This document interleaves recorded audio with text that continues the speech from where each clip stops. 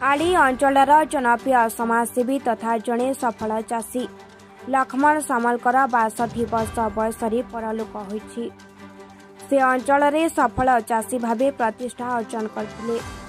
आली एंडल अंचल जन्म ग्रहण करथिबा लक्ष्मण सामल निज चेष्टा फल अत्याधुनिक ज्ञान कौशल जमी को सुना फसल क्षेत्र में परिगणित कर पारथिले।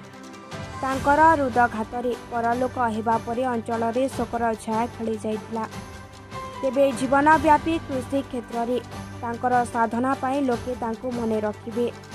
तांकर एकादशहरे 2 झियो और 2 ज्वाई तांको अंतिम श्रद्धांजलि देइछंती और शताधिक लोकंकु खाद्य बंटन करिछंती। केन्द्रापड़ारू बाबुली मल्लिकंक रिपोर्ट, संग्राम टीवी। मामू को ना मोर लक्ष्मण सामल।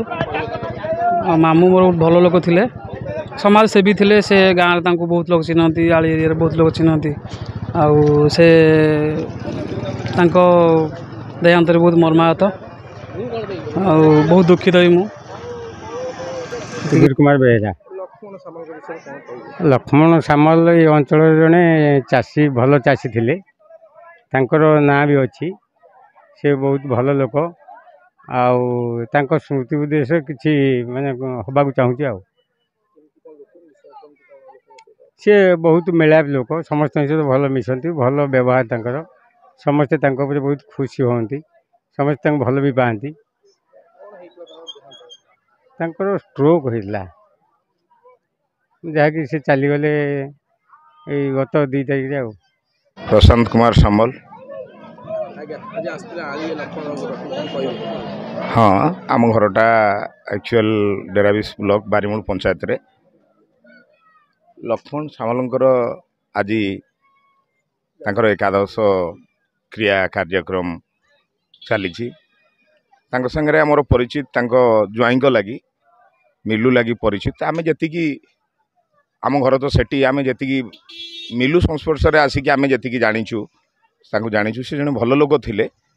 चाषी बंधुर लोक, गाँ परिवेश, गाँ परिस्थिति को नहीं सब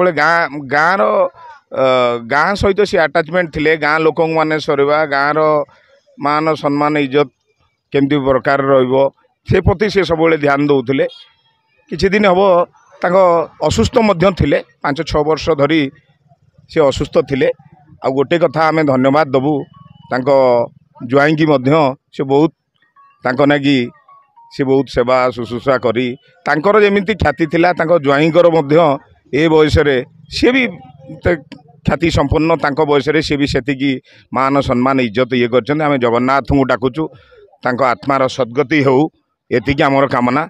आम जगन्नाथ पाखे सिद्ध बलदेवी जीव पाखे आम एतिकी प्रार्थना करुचु, आत्मा को सद्गति प्राप्त हो।